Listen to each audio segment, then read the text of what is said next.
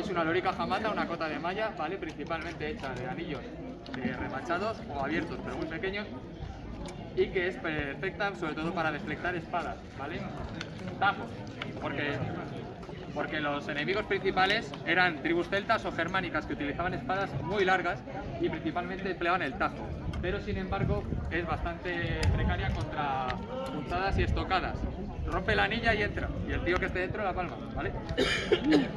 Tenemos aquí también la Gladius típica de esta época, que es una Gladius o una Fulfans, que es transicional, o la Gladius Mind, como tiene aquí también mi compañero. ¿Vale? Es una hoja de tipo pistiliforme. ¿Qué quiere decir esto? Que se parece a la forma de un pez, como veis, la cabeza y la estrechez aquí en medio, ¿vale? Esta se está usando hasta mediados del siglo I, ¿vale? La conquista de Britania y demás. Más tarde diseñaron esta, que es más tosca, más corta, más barata de fabricar, pero igualmente mortal, ¿vale? Tiene una punta muchísimo más pequeña, pero un golpe en cualquier arteria, ya sea la femoral, la clavícula, la subclavia, cualquiera de las arterias principales, vas al suelo en 3 minutos, estás muerto. No necesitan apuñalarte con saña. También es diferente, ¿vale? Este es un gálico A, viene principalmente copiado de las tribus celtas que Julio César se encontró en la Galia, que llevaban unos cascos muy parecidos a este, ¿vale? Y como eran unos cascos muy buenos, mejores que los que tenían los romanos, los copiaron y los empezaron a adoptar. Y están funcionando hasta mediados también del siglo I. Tiene un cubrenucas totalmente recto, ¿vale? Una anilla para poder colgárselo, como habéis visto con mis compañeros cuando van de marcha. Y unas carrilleras bastante más desarrolladas que los modelos republicanos, ¿vale? Sin embargo, continuamos.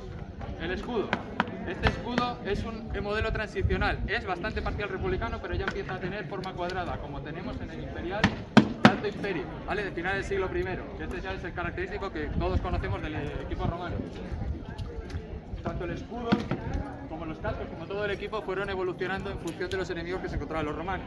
Entonces, cuando los romanos en el siglo I finales, principios del segundo, invaden la Dacia, la actual Rumanía, se encuentran con unos enemigos mortales que son las tribus dacias, ¿vale? El estado dacio era un estado muy potente militarmente, muy potente económicamente y muy bien organizado, y no tenía nada que ver con los enemigos que se había encontrado Roma. Entonces, para enfrentarse a esas armas que tenían los dacios, que eran unas hoces de más de 1 metro, ¿vale? Venían de la Ronfalla griega, diseñaron esta, la manica, ¿vale? Copiada de los gladiadores que habéis visto en un montón de frescos y de relieves. Esto,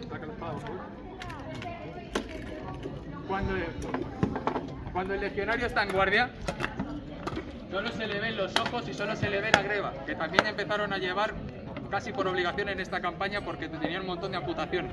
Entonces cuando el soldado ataca, si yo soy un dacio y le quiero meter en el brazo, lo para, lo deflecta y salvas los miembros del soldado.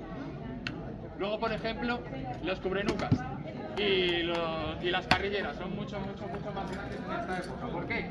Precisamente por lo mismo, las armas eran mucho más potentes y los enemigos eran muchísimo más desarrollados. La nuca baja, ¿vale? Para proteger la nuca y los nervios centrales del sistema nervioso. Y además, una solución muy inteligente. Cuando les iba una estocada al cuello, ¿qué hacían? Giraban la cabeza y pegaba aquí.